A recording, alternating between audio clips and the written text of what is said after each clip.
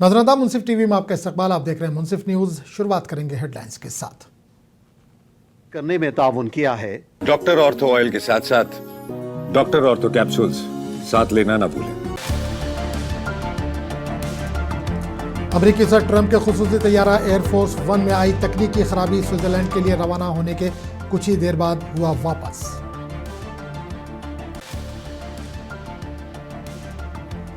अमेरिकी सदर Trump Paris में होने वाले G7 सरबराही इजलास में नहीं करेंगे शिरकत।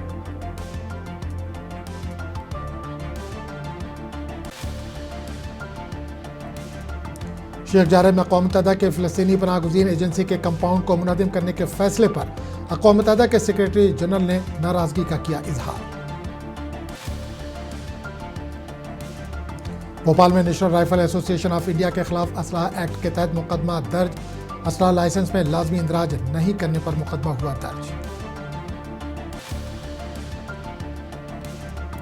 कश्मीर वादी में शदीद सर्दी के बाद दर्जे हरारत में मामूली इजाफा, लोगों ने ली राहत की सांस।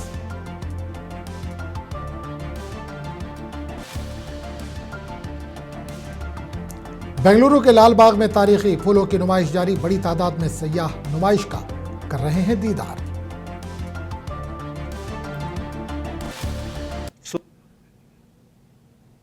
और अब खबरों की तफसील। अमेरिकी सदर ट्रंप का खुसूसी तैयारा एयरफोर्स वन स्विट्जरलैंड के लिए रवाना होने के कुछ ही देर के बाद मामूली बरकी खराबी के बाइस जॉइंट बेस वापस लौट आया। ताहम सदर ट्रंप अब मुतबादिल तैयारे के जरिए दावोस में जारी वर्ल्ड इकोनॉमिक फोरम में शिरकत के लिए अपना दौरा जारी रखेंगे।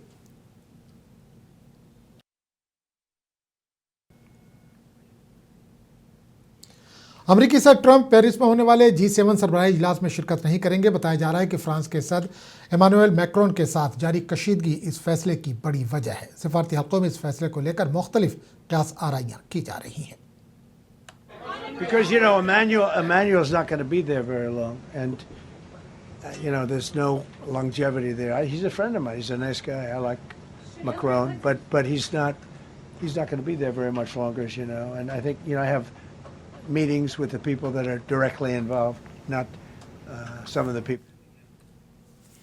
ग्रीनलैंड को लेकर अमेरिकी रवैये पर यूरोपीय पार्लियामेंट में सख्त रद्दअमल सामने आया है। डेनमार्क के रुकने पार्लियामेंट एंड्रेस विस्टेसन ने अमेरिकी सदर ट्रंप पर शदीद तनकीद करते हुए सख्त और नाजेबा जबान का इस्तेमाल किया। उन्होंने कहा कि वो ये बात ऐसे अल्फाज में कह रहे हैं जिन्हें शायद ट्रंप बेहतर तौर पर समझ सकें। इस बयान के बाद यूरोपीय सियासत में हलचल मच गई है। In words you might understand. Mr. President, det var næsten sådan ordene lød, da jeg... A year ago, that's what I said when I was here. I said very clearly that if Trump is against our rules, as much as you might feel or the room might feel in this, we have clear rules about cuss words, language that is inappropriate in this room. I'm sorry to interrupt you, but it is unacceptable, even if you might have strong political feelings about this. Det er jo interessant. It's interesting that it's a semantic exercise, but the message was clear then, because the only language Trump understands is direct language, and the अक़वाम मुत्तहिदा के secretary general ने Israel के इक़दाम की सख्त मज़म्मत की। इन्होंने शेख जारेद में अक़वाम मुत्तहिदा के फ़लस्तीनी पनाहगज़ीन agency के कंपाउंड को मुनज़्ज़म करने के फ़ैसले को नाकाबिल क़बूल और गैर कानूनी करार दिया। इस मामले पर आलमी सतह पर तशवीश में इजाफा होता जा रहा है।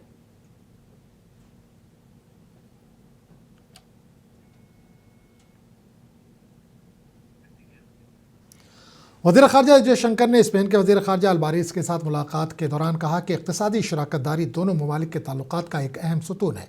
इन्होंने बताया कि हिंदुस्तान और स्पेन के दरमियान दो तरफ़ा तिजारत $8 अरब से तजावुज़ कर चुकी है और स्पेन की कई बड़ी कंपनियां भारत में मजबूत मौजूदगी रखती हैं।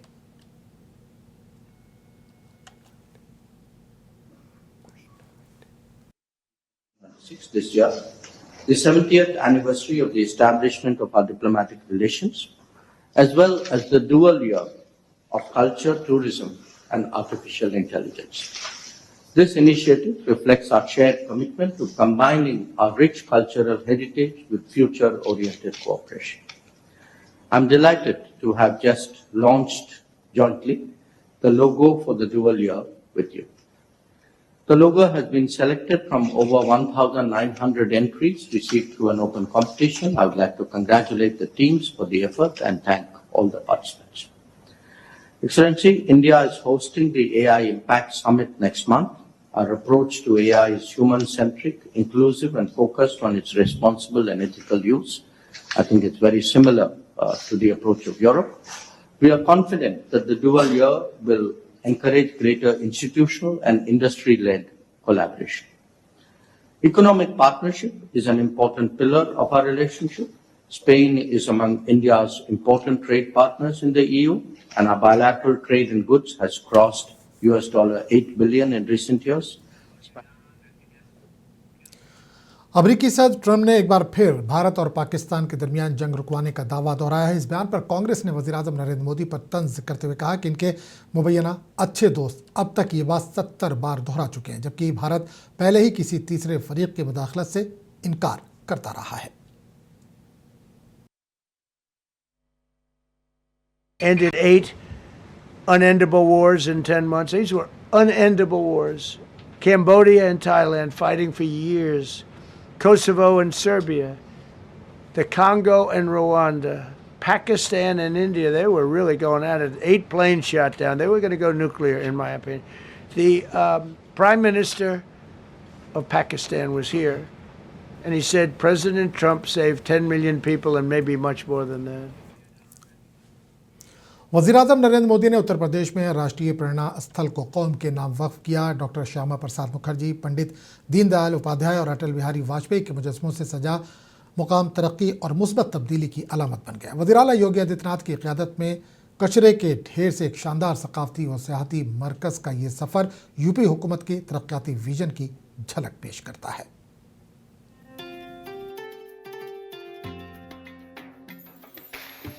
वज़ीर-ए-आज़म नरेंद्र मोदी ने डॉक्टर श्यामा प्रसाद मुखर्जी, पंडित दीनदयाल उपाध्याय और अटल बिहारी वाजपेयी के देव विकल मुजस्समों से मुज़य्यन राष्ट्रीय प्रेरणा स्थल को कौम के नाम वक्फ किया।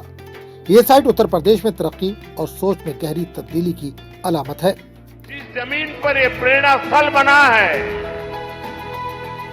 उसकी 30 एकड़ से ज्यादा जमीन पर कई दशकों से कूड़े कचरे का पहाड़ जमा हुआ था।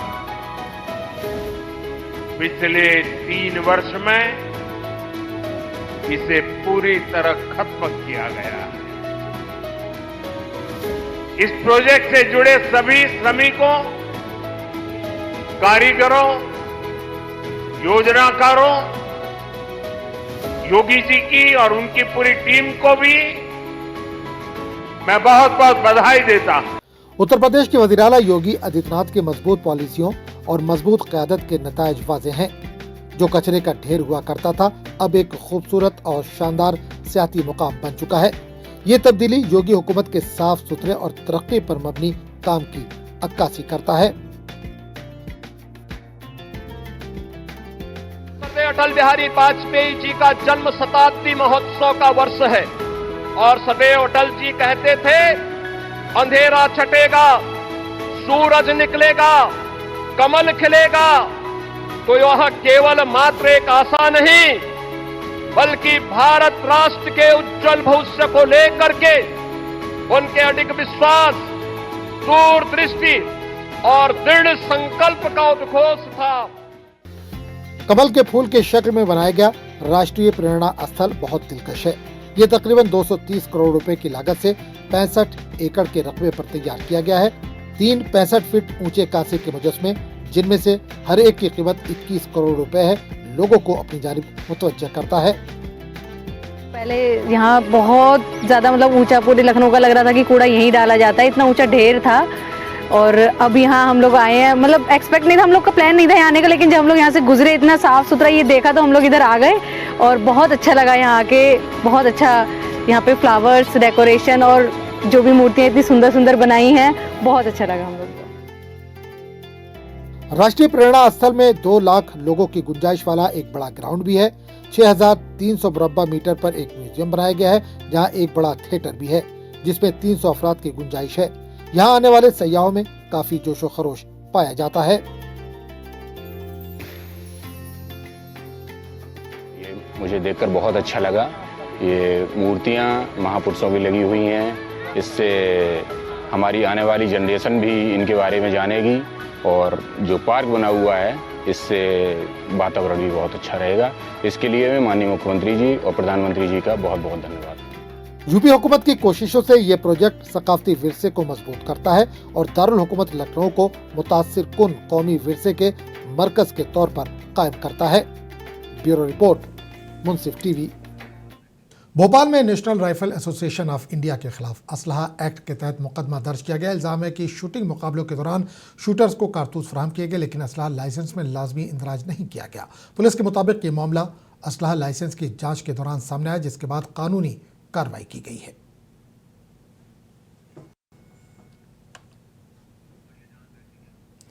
जम्मू कश्मीर से राहत भरी खबर सामने आई है। कश्मीर वादी में शदीद सर्दी के बाद दर्जा हरारत में मामूली इजाफा दर्ज किया गया, जिससे लोगों ने सर्द लहर से कुछ हद तक राहत महसूस की। मौसम में इस बेहतरी से रोजमर्रा जिंदगी भी आहिस्ता आहिस्ता अब मामूल पर आने लगी है।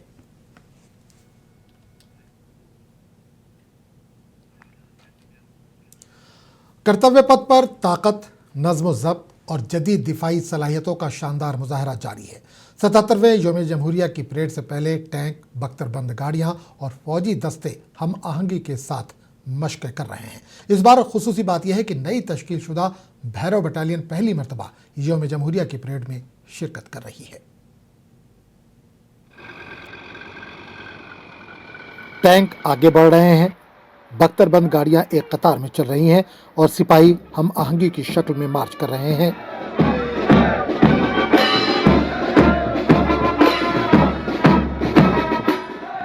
ये तस्वीर है कर्तव्य पथ की, जहां 26 जनवरी को 77वें यौम जमहूरिया की परेड से पहले मशक जारी है। हिंदुस्तानी मुसल्लह अफवाज के खुसूसी यूनिट अपनी मशकें बड़ी दुरुस्तगी के साथ अंजाम दे रहे हैं। हाल ही में तश्कील दी गई भैरव बटालियन भी पहली बार यौम जमहूरिया की परेड में शिरकत करेगी, जिसमें हिंदुस्तान के खुसूसी ऑपरेशन की सलाहियत का मुजाहरा किया जाएगा। Every soldier in the Indian Army, they have this dream that if they can get the opportunity to march on the Kartavya Path. So I would say we are just living our dream that we got this opportunity to march onto the Kartavya Path, and this is for the first time in the history that it has been happening that a newly raised battalion is being given the opportunity to, for the first time, that to simultaneously march on the Army Day also and on Kartavya Path also, on Republic Day parade also. So we are feeling very privileged and we are completely enthusiastic about it and we are fully motivated for this. Shaktibaan artillery regiment और हिंदुस्तानी drone जंगी unit फौज की जदीद तकनीकी सलाहियतों को जाहिर करेगा।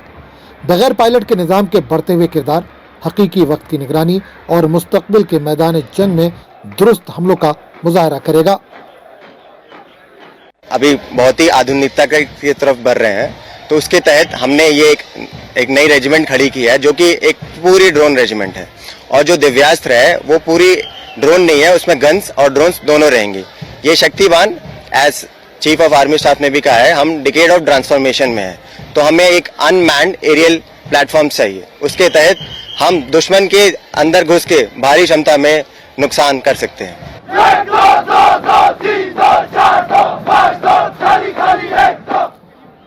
Mixed scout mountain infantry regiment, जो हिंदुस्तान के बालाई इलाकों से लाए गए फौजियों पर मुश्तमिल है, पहाड़ी और नाहमवार इलाकों की जंग में मुल्क की ताकत और तैयारी का मुजाहरा करेगी।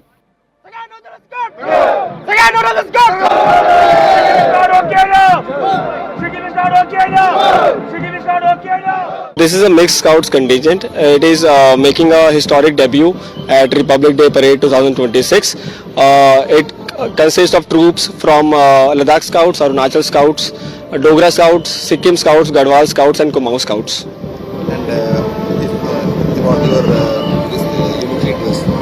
So as we are majorly deployed in the high altitude areas, to showcase that we are wearing this ECWCS clothing. This is a special clothing. It is also called a 3-layer suit. The innermost layer is the black one. The second layer above the black is green, and the final layer of the suit is white.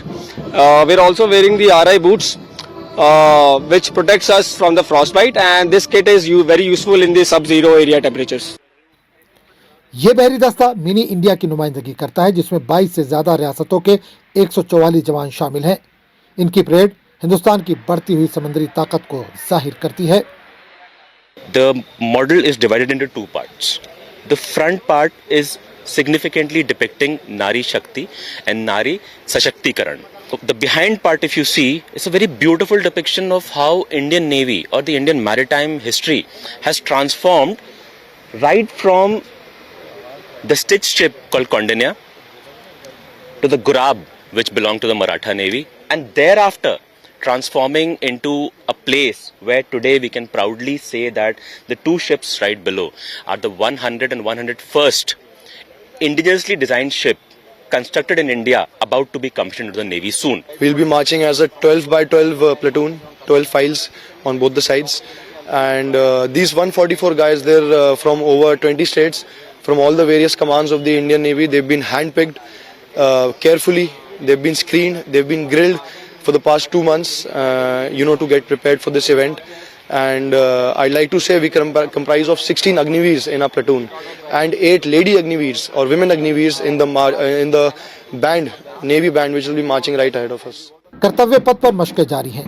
Tank, दस्ते और दीगर फौजी साजो सामान एक ताकत के मुजाहरे के तौर पर यहाँ मौजूद हैं, जो हिंदुस्तान के 77वें यौम जमहूरिया की तकरीबात को शानदार बनाने की तैयारी में मसरूफ है। ब्यूरो रिपोर्ट, मुंसिफ टीवी। केरला के कन्नौर जिले में एक मंदिर में त्यौहार के दौरान आरएसएस का गीत गाना गीतम गाए जाने पर तनाज़ा खड़ा हो गया है। गीत को लेकर 2 ग्रुपों के दरमियान झड़प की इतलात है, जिसके बाद इलाके में कशीदगी का माहौल है और पुलिस सूरत हाल पर नजर रखे हुए है।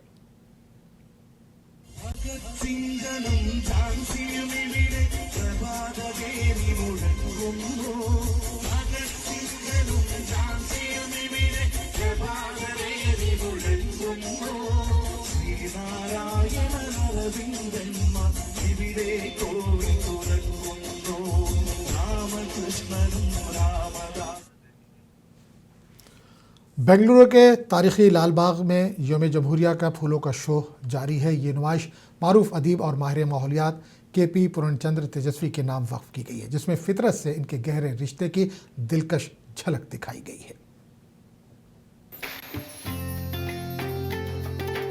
ये कोई आम फ्लावर शो नहीं है।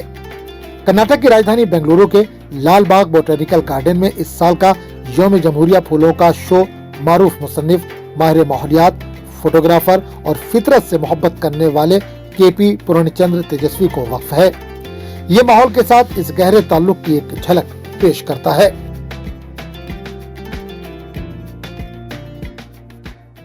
Well maintained, awesome, and the Purnchand Tejaswi's, the depiction of all the various forms of it. It's really, well presented here. And we have been enjoying the different sort of flowers. This time I believe there are new breeds of flowers that they have brought in. It's looking so awesome, beautiful, and I think it is very well maintained. I saw many flowers, and I saw Vismaya Tejaswi's hobbies, like using the computer, writing stories, and also hunting, but definitely not for the meat. I also saw many types of flowers, like the Christmas cactus. The flower show is very beautiful, and it is worth every penny here. तेजस्वी का सफर के उन्वान से इस नुमाइश का इफ्तिताह कर्नाटक के वज़ीर-ए-आला सिद्धारमैया ने 14 जनवरी को किया था। फूलों के शो में 25 फीट ऊंचा पहाड़ी ढांचा, पूर्णचंद्र तेजस्वी के घर को फूलों से तैयार किया गया है। इस नुमाइश में इनके स्कूटर को भी रखा गया है। साथ ही सैकड़ों नायाब पौधों और जंगली फूलों के इक़साम भी देखने को मिल रही है। I saw the jungle theme and I saw the greatest poetry of Karnataka, and I'm so happy and glad for this. And this is my 3rd time in Bengaluru to visit Lal Bagh Botanical Garden. I'm so happy I'm here. It's very nice and well managed. And every time the theme is something new, and we come every time 15th August, 26th January. So we love to come and see all this preparation here. It's very nice. Tamil Nadu, Kerala, Maharashtra और दार्जिलिंग से हासिल किए गए तकरीबन 3.5 million फूल नुमाइश में रखे गए हैं। नुमाइश में कुदरती और नामियाती काश्तकारी के इक़दाम को भी उजागर किया गया है। ये फितरत के लिए तेजस्वी के ताहयात जज्बे की अक्कासी करता है। लालबाग की यौम जमहूरिया फूलों की नुमाइश हर रोज सुबह 9 बजे से शाम 6 बजे तक देखी जा सकती है।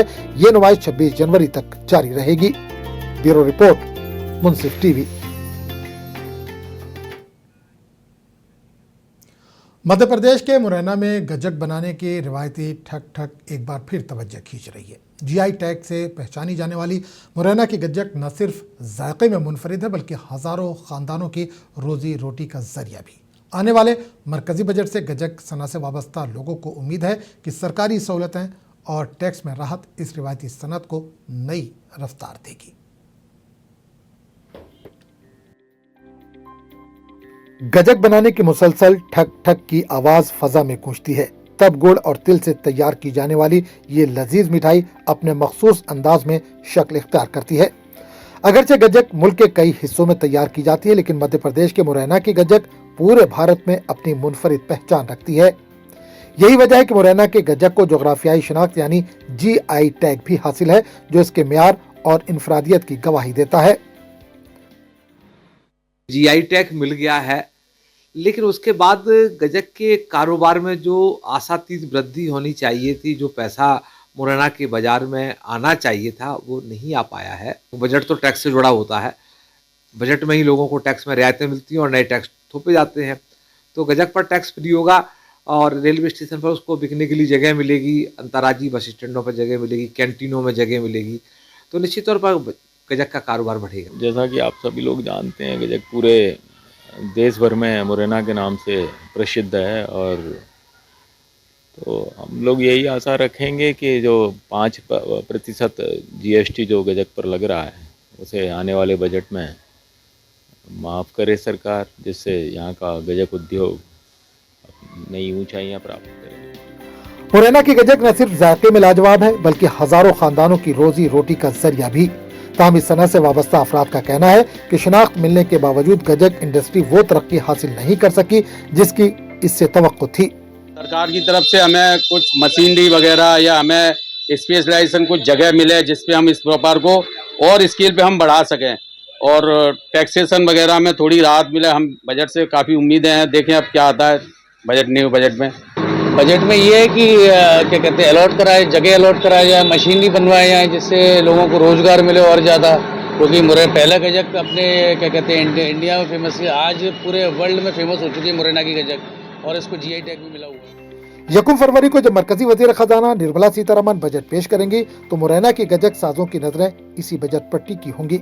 इन्हें यकीन है कि अगर हुकूमत ने इस रिवायती सनत की तरफ खुसूसी तवज्जो दी तो मुरैना की गजक एक बार फिर मुल्क भर में अपनी मिठास का लोहा मनवा सकेगी। ब्यूरो रिपोर्ट, मुंसिफ टीवी।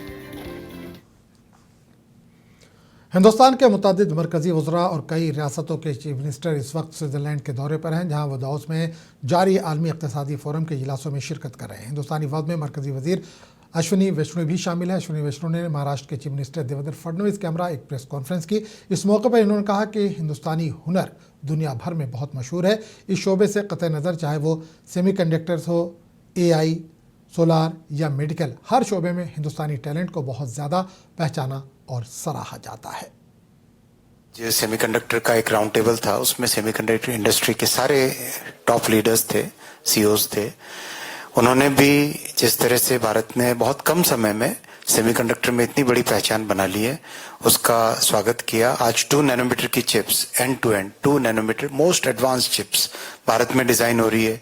नए स्टार्टअप्स निकल रहे हैं, टैलेंट का बहुत बड़ा पाइपलाइन रेडी हो रहा है और मैन्युफैक्चरिंग चालू हो रही है।